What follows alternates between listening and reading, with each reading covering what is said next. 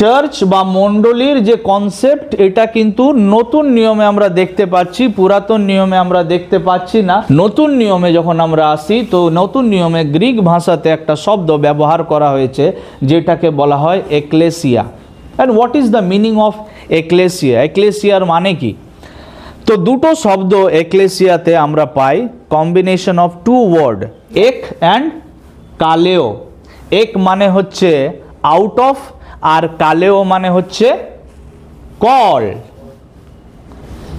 তো পুরো মানেটা কি তাহলে? Called out. কল্ড আউট মানে কি? যাদেরকে আহ্বান, হ্যাঁ, যাদেরকে আহ্বান কে করেছে? পিতর। আমরা অনেকে বলি যে পিতর হচ্ছে মণ্ডলী স্থাপক। নো নো নো, এটা শুধুমাত্র প্রভু যিশু এক্সাম্পল দেওয়ার জন্য বলছিলেন, অন দিস রক। পিতর বা যার গ্রিক অ্যাকচুয়ালি শব্দ হচ্ছে প্যাট্রস বা প্যাট্রা, যার মানে হচ্ছে রক বা হিউজ স্টোন, একটা বড় পাথরকে বলা হয়। পিতর মানের শব্দ, পিতর যে নামটা, এর অর্থ হচ্ছে একটা বড় পাথর।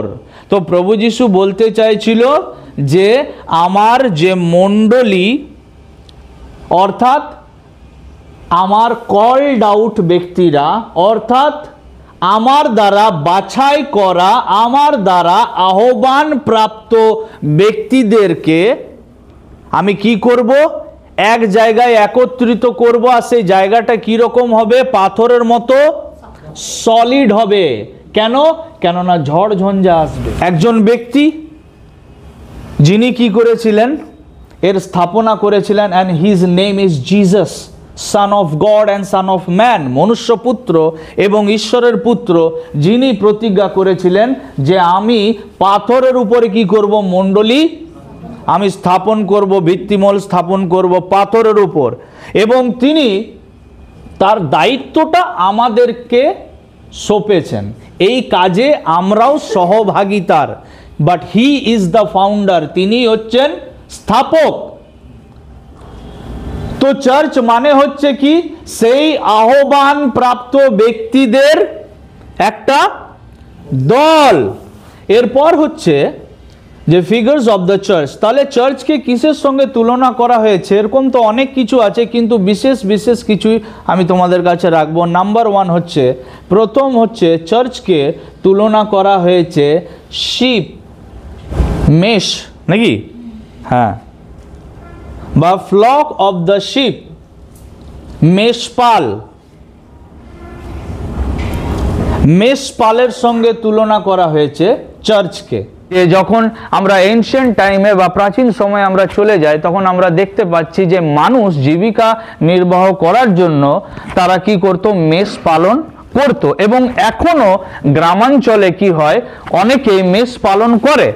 এবং আমরা জানি যে মেষ পালক এবং মেষ পালের মধ্যে একটা খুব ভালো বন্ডিং বা একটা খুব ভালো সম্পর্ক থাকে।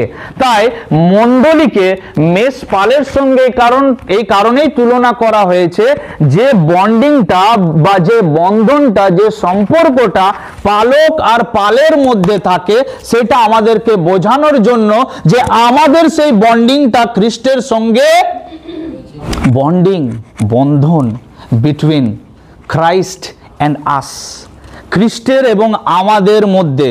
খ্রিস্ট আমাদের উত্তম মেষ পালক, বাইবেল বলছে। তিনি বলছেন, I am the good shepherd. এবং দাউদ তার জীবনের অভিজ্ঞতা থেকে বলছে যে, কি বলছে তার জীবনের অভিজ্ঞতা থেকে? The Lord is my shepherd, সদাপ্রভু আমার পালক। দাউদ একজন কি ছিলেন? একজন তিনি মেষ পালক ছিলেন। এবং একটা মেষ পালককে প্রভু কি করেছিলেন? রাজা হিসেবে অ্যাপয়েন্ট করেন, তাকে অভিষেক করেছিলেন। তো ঈশ্বর হচ্ছেন মেষ পালক এবং আমরা হচ্ছি তার মেষ। আর এই রিলেশনটা, এই সম্পর্কটা বোঝানোর জন্য মণ্ডলী বা চার্চকে শিপ বা মেষ পালের সঙ্গে তুলনা করা হয়েছে। নাম্বার টু, ডিপেন্ডেন্স বা নির্ভরতা। মেষ পালকের প্রয়োজন গাইডেন্সের জন্য, খাবারের জন্য এবং শত্রুদের হাত থেকে যেন কোনোভাবেই নেকড়ে বাঘ বা কোনো কিছু যেন তাদেরকে অ্যাটাক না করে, তাই তো। আর যদি কোনো হারিয়েও যায় তো ওকে খুঁজে নিয়ে আসে 99টা ছেড়ে দিয়ে। প্রভু যিশু তো এটাই বলছেন।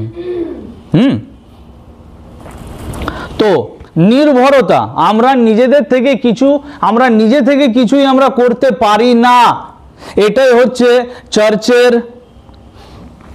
চার্চকে শিপ বা মেষপালের সঙ্গে তুলনা করার উদ্দেশ্য, যে আমরা নিজে থেকে কিছু করতে পারি না। যদি আমরা নিজে থেকে কিছু করতে পারতাম তাহলে যীশু খ্রিস্টকে স্বর্গের সিংহাসনটা ছেড়ে আর এই পৃথিবীতে আসার দরকার পড়তো না। আমরা ভাবছি হয়তো যে আমি চালিয়ে দিচ্ছি চার্চটা, যদি আমি চার্চে না যাই তাহলে চার্চটা কি হবে, ধীরে ধীরে শাটডাউন হয়ে যাবে। আরে তোমরা আরাধনা না করলে পাথররা চিৎকার করবে। আমার প্রভু কি বলেছে, আর যদি তোমরা থামাও এদেরকে আরাধনা করতে, এই পাথরগুলো চিৎকার করে উঠবে। आपको क्या लगता है स्वर्ग और पृथ्वी का बनाने वाला परमेश्वर वो इतना भी कमजोर नहीं है। ही इज ऑलमाइटी, वो सर्वशक्तिमान परमेश्वर है, তিনি সর্বশক্তিমান ঈশ্বর। তোমার আশা বসাতে ঈশ্বরের কিছু যায় আসে না, এতে তোমার জীবনে অনেক কিছু যায় আসে, আমার প্রভুর নয়। and we must be dependable on him, আমাদেরকে তার উপরে নির্ভর করা আবশ্যক। বাইবেল বলে সমস্ত পথে তাহাকে স্বীকার করো, তাহাতে তোমার পথ সকল কি হবে, জোরসে বলো, সরল হবে। পথ জটিল না খুব, আমাদের কোনো কাজ করতে গেলে হয় না, কোনো কাজটাই আমাদের হচ্ছে না, জীবনে আটকে যাচ্ছে, অনেক ভাবতে হয়, চিন্তা করতে হয়। কেন? সমস্ত পথে তাহাকে স্বীকার করো, তার উপরে নির্ভর করতে শেখো। যখন কোনো জিনিসটা হচ্ছে না, হাঁটুতে বসো, নিজের হাত পার মাইন্ড চালানো বন্ধ করো, বিকজ ইউ আর শিপ। কেননা আমরা মেষ, আমারই মাথায় বুদ্ধি থাকলে আমাকে পালক দেওয়াই হতো কেন? এবং যিশু বললেন কেন যে আমি উত্তম মেষ পালক? ঠিক আছে। নাম্বার 2, 3 নাম্বার হচ্ছে ওবিডিয়েন্স, বাধ্যতা। যেভাবে মেষপালকের প্রতি বাধ্য থাকে তারা, মেষের প্রভু যিশু বলছেন মাই শিপ, আমার মেষ আমার রব। জোরে বলুন আমার মেষ, জোরে বলুন আমার মেষ কি, আমার মেষ আমার কি শোনে? শুধু শোনে? হ্যাঁ, না, শুধু শোনে নয়, অ্যাকর্ডিং টু দ্যাট, সেটার অনুসারেও কি করে, জীবন যাপন করেও চলে। পাল যখন বাইরে চলে যায় তো এই দিক থেকে ডাক পড়লে ও বুঝে যায় আমার কি বলছে, আবার ও ঠিক একদম ভেতরে ঢুকে পড়ে। আমার মেষ আমার রব, ইয়েস, বাধ্যতা। এবং এই বাধ্যতা আমি বলছিলাম যে পার্শিয়াল ওবিডিয়েন্স নয়, অর্থাৎ 50-50 বাধ্যতা নয়। আমরা হচ্ছি কি, শিপ, আমরা হচ্ছি মেষ বা মেষ পাল। তাই মেষকে মেষের জায়গাতেই থাকা দরকার, মেষ পালক হওয়ার উচিত নয়। আমাদের যেটা অকাদ, সেই অকাদে থাকাটাই আমাদের জন্য বেটার। যখন আমরা আমাদের বাপের বাপ হতে চেষ্টা করব তখন গন্ডগোল হয়ে যাবে। ডোন্ট ডু দ্যাট, এটা করো না। আমাদের যতটা অকাদ প্রভু আমাদেরকে দিয়েছেন সেটাই করো, তার সঙ্গে রিলেশনকে তার বন্ডিংটা, তোমাদের সম্পর্কটা মজবুত করো। নাম্বার 2, দ্বিতীয় হচ্ছে নির্ভর হতে শেখো। নাম্বার 3 কি হতে শেখো? বাধ্য হতে শেখো, ইয়েস। এবং সেই সময়ে যাদের কাছে বেশি মেষপাল অর্থাৎ পশু সম্পত্তি যার কাছে যত বেশি, তাকে কি মনে করা হতো? তাকে কি মনে করা হতো? ধনী মনে করা হতো, তাই না? তো মেষ বা মেষপাল, যার আরেকটা 4 নম্বর মানে হচ্ছে প্রসপ্যারিটি বা প্রাচুর্যতার প্রতীক। আমরা হচ্ছে কি প্রসপ্যারিটি বা ধানিত্বের প্রতীক। বুঝেছো? আমরা বড় লোক, আমরা গরিব নয়। আমাদের কারণে আমরা গরিব, আমাদের কারণে আমরা গরিব। আমাদের এই একই জায়গাতে আমাদের মধ্যে এত বৈষম্য কেন? কেউ হয়তো ফিনান্সিয়ালি কেউ একটু স্ট্রং, আর্থিকভাবে কেউ একটু মজবুত, কেউ একটু ফিনান্সিয়ালি আর্থিকভাবে একটু দুর্বল। হ্যাঁ, তো আমাদের মধ্যে মানে কি বলবো, এত বেশি বৈষম্য কেন দেখা যায়, দেখতে পাওয়া যায়? কারণটা কি কেন বলুন তো? তার কারণ এটা যে যদি আমাদের যেটা ভূমিকা কি মেষপাল হয়ে বা মেষ হয়ে থাকার, এই ভূমিকাটা যদি আমরা পালন করি, সব কিছু আমাদেরকে ফলো করবে। যতক্ষণ পর্যন্ত মানুষ ওবিডিয়েন্ট ছিল, বাধ্য ছিল, ততদিন পর্যন্ত তাদের জীবনে কোনো রকমের বৈষম্যতা দেখতে পাওয়া যায়নি। মেষের ভূমিকা যদি মেষ পালন করে, তাহলে মেষ পালক তার ভূমিকা পালন করবে আমাদের জীবনে, ঠিক? হ্যাঁ, সো মেষ পাল যার আরেকটা মানে হচ্ছে প্রসপেরিটি। এবং আমাদের মধ্যে বৈষম্যতা এই কারণেই, কেননা আমরা প্রত্যেকেই কম্প্রোমাইজ করা জীবনযাপন করছি। If you seek first the kingdom of God, अगर आपने सबसे पहले परमेश्वर के राज्य और धार्मिकता को ढूंढ लिया, या फिर प्रभुर राज्य এবং ধার্মিকতার যদি খোঁজ করতে শুরু করে দাও সবাই মিলে একসাথে, তাহলে আমাদের মধ্যে কোনো বৈষম্যতা থাকবে না, কোনো ভেদাভেদ আমাদের মধ্যে থাকবে না, কোনো বাবার কাছে যেতে হবে না, কোনো ব্যক্তিকে বাইরে থেকে ডাকতে হবে না স্পেশাল লে হ্যান্ড প্রেয়ার করার জন্য, যে আমার মাথায় হাত রেখে প্রার্থনা করে দিন, আমার বাচ্চাটা সারা বছর পড়েনি যেন পাস করে যায়। নেই सकता। আমার মেয়েটার একটা ভালো বরের জন্য প্রার্থনা করে দিন, আমার ছেলেটা যেন একটা সুন্দরী বউ পায় তার জন্য প্রার্থনা করে দিন। अरे तूने परमेश्वर के राज्य को ढूंढा ही नहीं है। যদি খুঁজতে তাহলে তো প্রভু দিত তোমাকে। সদা প্রভু আমার পালক, আমার অভাব। আমি জানি না দাউদ কতটা এর মানে বুঝতো, কিন্তু ও হাঁটতে হাঁটতে বুঝে গেছিল, because he was a shepherd. সে একটা কি ছিল? মেষ, একটা মেষ পালক ছিল। ও জানতোই না এক ভেড় বকরি চরানে वाला ব্যক্তি মেষ পালক, মেষ চড়াচ্ছে রোজ সকালে গিয়ে।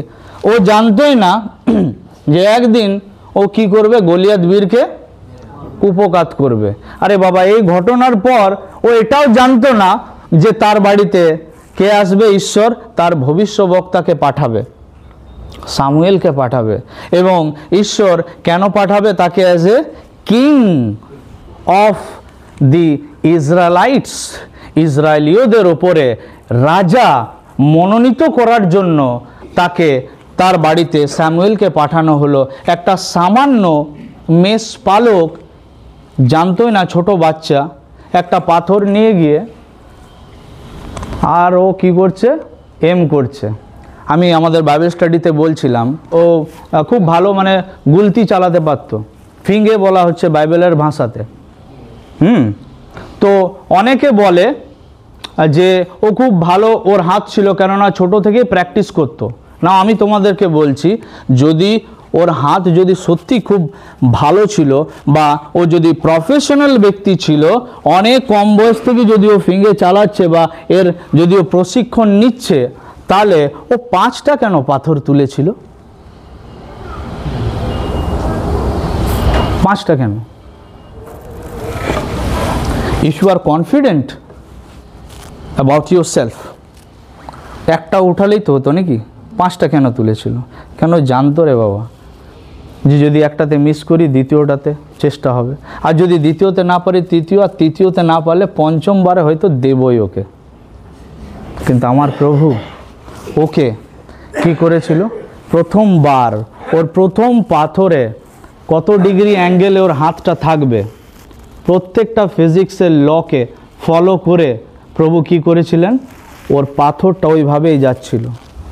আমার প্রভু ওই ব্যক্তিকে ব্যবহার করেছিল গলিয়াত বীরের মতো একটা বড় জায়েন্ট বা নেফিলিমকে মারার জন্য, এবং পরবর্তী সময়ে ও কিং হয়, রাজা হয়। কেন জানো? কেননা সদাপ্রভু ওর পালক ছিল। ও কোনোদিনও সদাপ্রভুর পালক হতে যায়নি। আবার বলছি, সদাপ্রভু কি ছিল ওর জীবনের? ও সদাপ্রভুর পালক হতে যায়নি। 2 নাম্বার, চার্চকে যে আরেকটি পিকচার বা ছবির সঙ্গে তুলনা করা হয়েছে সেটা হচ্ছে ব্রাঞ্চেস। ব্রাঞ্চ মানে বোঝো? ব্রাঞ্চ মানে কি? জোরে বলি, আমরা কি? শাখা। চার্চকে বা মণ্ডলীকে শাখার সঙ্গে কেন তুলনা করা হয়েছে, ব্রাঞ্চের সঙ্গে কেন তুলনা করা হয়েছে? তোমাদেরকে এক্সাম্পল এখনই এখানে দেখানো যেতে পারে যে বাইরে যে একটা গাছ আছে, অনেক গাছ আছে, তো যে কোনো গাছের একটা শাখাকে, ব্রাঞ্চকে তোমরা কি করবে, ওর যেটা সোর্স, সেই সোর্স থেকে ভেঙে আলাদা করে দাও। কয়েক ঘন্টা কেমন লাগবে? একদম ঠিকই লাগবে দেখতে, কিন্তু যত সময় যাবে তত কি দেখতে পাবে? চার্চ আসা বন্ধ। দেখবে রবিবারে ওর অন্য জায়গায় প্ল্যান, পিকনিকের প্ল্যান, বান্ধবীদের সঙ্গে বেড়াতে যাওয়ার প্ল্যান, বন্ধুদের সঙ্গে মাস্তি করার প্ল্যান। কিউ? ওয়াই? কি জন্য? তোমার কাছে বাইবেল পড়ার সময় নেই, প্রার্থনা করার সময় নেই তোমাদের কাছে। কেন টাইম নেই? কেন সময় নেই? কেন সময় নেই জানো? বলছি, শুনবে ভালোভাবে। ব্রাঞ্চ মানে কি? ব্রাঞ্চ মানে শাখা। শাখা, প্রভু যিশু বলছে যে নিজে থেকে কিছুই, তোমরা পড়েছো তো জন চ্যাপ্টার 15 15 অধ্যায়ে লেখা রয়েছে যে আমার ভিন্ন তোমরা কিছুই করতে, আমার ভিন্ন তোমরা কিছুই করতে। যারাই প্রভুকে ভালোবাসে, যারা তাকে স্থান দিয়েছে নিজের জীবনে, তারা একমাত্র ফলবান হবে। কেননা আমার ভিন্ন তোমরা কিছু করতে। अरे अपने आप को लिमिट में मत रखो। Our God, he is a great God, his power beyond our limitations. তার ক্ষমতা, তার পাওয়ার আমাদের সমস্ত লিমিট বা সীমা রেখার বাইরে কাজ করে। ওকে, আমাদের কাজ কি? আমরা হচ্ছি ব্রাঞ্চ। ব্রাঞ্চের কাজ কি? শুধুমাত্র কি করা? শুধু জুড়ে থাকা কাজ। বাকিটা আপনা আপনি হতেই থাকবে। যখন সিজন আসবে তখন ফল হবেই হবে। আমেন। হ্যাঁ, আমাদের কাজ হচ্ছে জুড়ে থাকা শুধুমাত্র, বাকি কাজটা প্রভু করবে। নাও তো ব্রাঞ্চ নিজে থেকে কিছু করতে পারে না। ও নির্ভরশীল কারো উপরে। এখানেও কোথাও না কোথাও আমরা নির্ভরতাই দেখতে পাচ্ছি। ব্রাঞ্চ বা শাখার মধ্যে লাইফ তখনই আছে, জীবন তখনই আছে যখন সে তার সোর্স, তার অরিজিন, তার কাণ্ডর সঙ্গে সে জুড়ে আছে, তখনই তার মধ্যে লাইফ আছে। এন্ড বাইবেল সেজ, প্রভু যিশু বলছেন, I am the life. And if your life is away from the Lord, how you will produce fruits? अगर तेरा जीवन खुदा से दूर है तो কিভাবে ফল পাওয়া যাবে? কিছু বুঝতে পারছো? সেই মণ্ডলী ফ্রুটফুল হতে পারবে না, সেই চার্চ ফ্রুটফুল হতে পারবে না যদি সে প্রভুর থেকে ডিট্যাচ থাকে, দূরে থাকে। নতুন আর মণ্ডলীতে, চার্চে আর নতুন নতুন লোক আসবে না। ওই তোমারই ছেলে মেয়ে আর তারই ছেলে মেয়ে আর তারপরে ছেলে মেয়েরাই আসবে, নতুন ছেলে মেয়েরা আসবে না। আর যারা আছে তারাও চলে যাবে, কেননা তুমি তার সঙ্গে বা মণ্ডলী তার সঙ্গে জুড়ে নেই। জিহুদীদের কালচারে ব্রাঞ্চের একটা বিশেষ সিগনিফিকেন্স আছে। আমরা দেখেছি যে পাম সানডে আমরা সেলিব্রেট করি, পাম ব্রাঞ্চ, খেজুর ডাল। পাম ব্রাঞ্চ ইংলিশে বলি না আমরা, ব্রাঞ্চেস। তো এই ডাল দিয়ে আমরা কি করি, খেজুর পর্ব পালন করি। আর যদি কারো সঙ্গে মানে শত্রুতা থাকে তো একটা দুটো ছিঁড়ে দিয়েও দিই ওকে পিছনের বেঞ্চ থেকে। কেন পাম সানডেতে আমরা কেন পাম ব্রাঞ্চেস ব্যবহার করি জানো তোমরা? Because it is a symbol or sign of joy, happiness, celebration. কেননা ব্রাঞ্চ বা শাখা আনন্দ, খুশি প্রতীক। বাইবেল কি বলছে? আমরা কিসের প্রতীক? আনন্দ, খুশি। আরে যার জীবনে যাবে না তার জীবনটা আনন্দে ভরে যাবে। যার সঙ্গে 2 ঘন্টা বা 2 মিনিট কথা বলবে না, সে বলবে যে ভাই তুই যাস না, আর 5টা মিনিট একটু কথা বলবি আমার সঙ্গে। প্রভু চাই যেন আমরা এইভাবে হাসি, আমরা যেন আনন্দ করি, আমরা যেন দুঃখে না থাকি।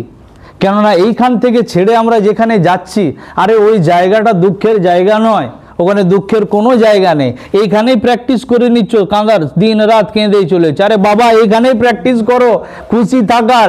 এই পরিস্থিতির মধ্যে যখন তুমি শিখে যাবে, কিভাবে শিখবে? যখন কোনো ব্যক্তি ঈশ্বরের সঙ্গে হাঁটে, ঈশ্বরের সঙ্গে যখন চলে, তার জীবনে হাজারো দুঃখ কষ্ট থাকলে সে সব সময় আসবে। রিমেম্বার পল অ্যান্ড সিলাস, পল এবং সিল তাদের হাত এবং পা মোটা মোটা চেন দিয়ে বাঁধা ছিল এবং তাদেরকে প্রচুর মারা হয়েছিল। অ্যান্ড ইট ওয়াজ মিডনাইট, মধ্যরাত্রিতে কোনো ব্যক্তিকে এত যদি পুলিশ মারে, এত যদি ওকে অত্যাচার করে, কিভাবে সম্ভব মাঝরাত্রে সেই ব্যক্তি নাচবে, আনন্দ করবে, ওয়ার্শিপ করবে, আরাধনা করবে? কিভাবে সম্ভব? সম্ভব নয়, তাই না? কেননা পল এবং সিল পবিত্র আত্মাকে নিয়ে জীবনে হাঁটছিল, চলছিল, তারা ঈশ্বরকে নিয়ে হাঁটছিল। এবং সেই জন্য এত মার খেয়েও মারকে বলছে যে আরও যত মারবি মার, আমরা আরও তত মজা করব। আর যখন আপনি মজা করবেন, মনে রাখবে তোমার জীবনে যত বড় বড় সমস্যাগুলো আছে না, ভূমিকম্প হবে, ওই সমস্যার উপরে ভূমিকম্প হবে, আর সমস্যার দরজা সকল ভেঙে যাবে, আর তুমি স্বতন্ত্রতা পাবে তখন। আমেন। তো আমরা দেখলাম ব্রাঞ্চ মানে কি হচ্ছে? ব্রাঞ্চ মানে শাখা, এবং শাখা স্পেশালি রিপ্রেজেন্ট করে জয়, হ্যাপিনেস, সেলিব্রেশনকে। হ্যাঁ, এবং আমরাও যেন তার আনন্দ, তার খুশি আমাদের জীবনে যেন আমরা কি করি? বহন করে নিয়ে চলি। এটাই হচ্ছে মেন বিষয়। এবং দ্বিতীয় আমরা দেখলাম কি, যে শাখা নিজে থেকে কিছু করতে পারে না, সে সমস্ত বিষয় কি করে? প্রার্থনা করে। আমি তোমাদেরকে বলি, আমার কাছে যা আছে A to Z, my tab, my phone, আমার এই Bible, everything, what ever I have, আমার কাছে যা কিছু আছে, আমি প্রত্যেকটা জিনিসের জন্য আমি প্রার্থনা করি। আমি কারো কাছে হাত পাতি না, অর্থাৎ কাউকে গিয়ে ভিক মাগি না। আমি আরে প্রভুর দাস, আমি কাউকে ভিক মাগবো কেন? আমি এই দুনিয়ার সব থেকে প্রেস্টিজিয়াস এবং সব থেকে হাই লেভেলের জব আমি করি, আমার প্রভুর সেবা আমি করি। এবং আমি ভিখারি নই যে আমি ভিক মাগবো কাকে গিয়ে, বা কারো কাছে গিয়ে কাঁদবো, বা ফরেনারদের কাছে গিয়ে আমাকে কি করতে হবে? তেল লাগাতে হবে যে আমাকে 2-4টে দিয়ে দিন। আমি প্রত্যেকটা বিষয়ের জন্য আমি প্রার্থনা করি। কেননা আমা ভিন্ন,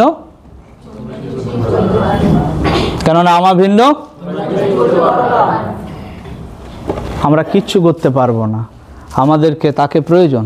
তুমি সমস্ত পথে তাহাকে স্বীকার করো।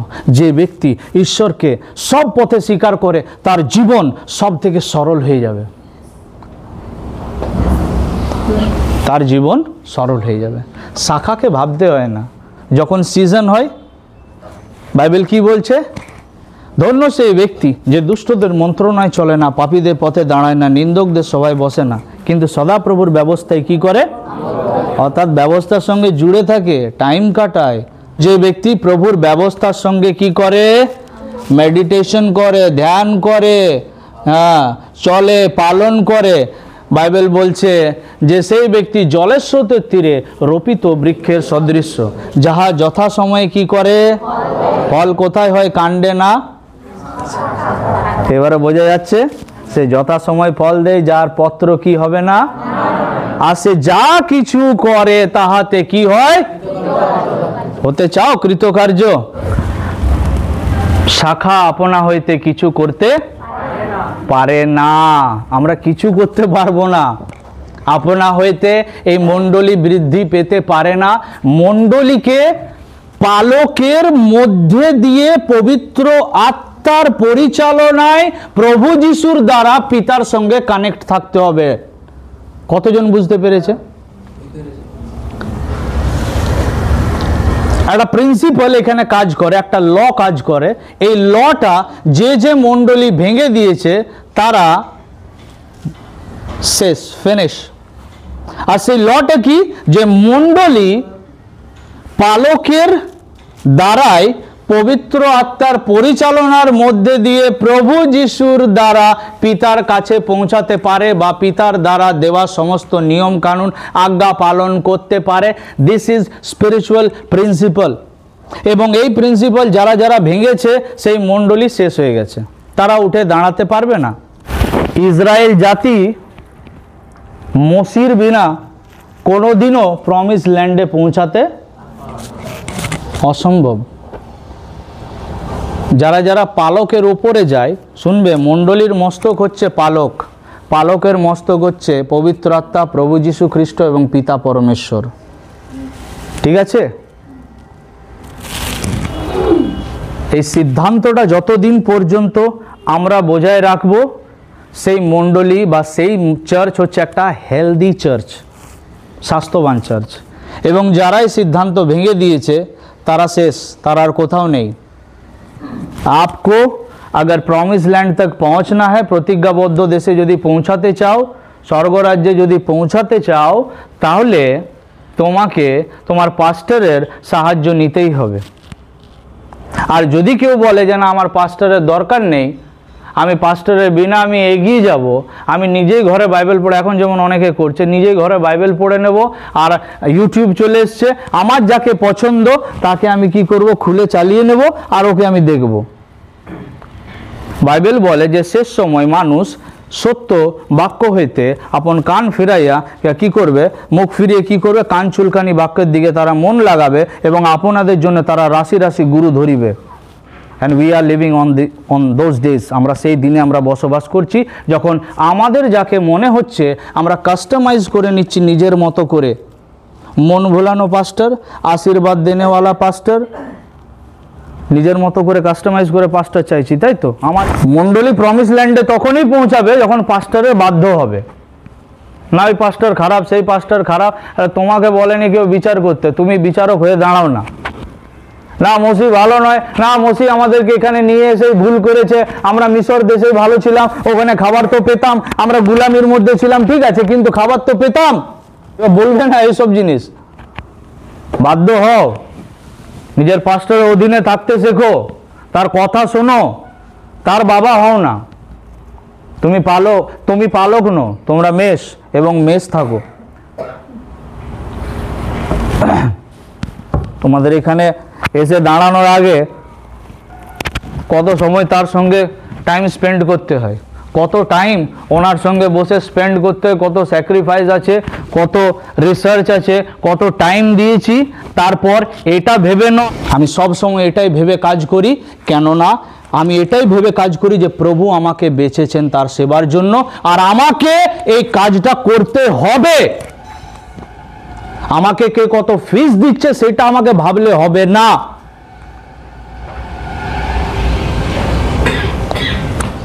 তোমাদের মূল্যটা তোমরা নিয়ে যাও এখান থেকে। যখন ফিরে যাবে গাড়িতে, না গল্প করতে করতে যাবে যে আজকে কি শিখেছো। এই শিক্ষাগুলো তোমাদের জীবনকে বদলে দিক, তোমাদের মণ্ডলীকে বদলে দিক, তোমরা যে জায়গাতে আছো সেই এরিয়াকে, সেই পাড়াকে বদলে দিক, তুমি যে পরিবারে আছো সেই পরিবারকে বদলে দিক। কেননা আজকে থেকে তোমরা শিখতে পেরেছো যে আমি তাকে ছাড়া কিছুই করতে, তাই আমি তার সঙ্গে জুড়ে থাকবো। আর যখন আমি তার সঙ্গে জুড়ে আছি, বাইবেল বলছে প্রথমে তার রাজ্য ধার্মিকতার খোঁজ করো, এবং যা কিছু প্রয়োজন সেই সমস্ত কিছু তোমাদের কি করা হবে, সেই সমস্ত কি করা হবে, দেওয়া যাইবে। দেওয়া তখনই যাইবে যখন তুমিও দেবে। Give and it shall be দাও তাহলে কি করা যাবে? দাও তাহলে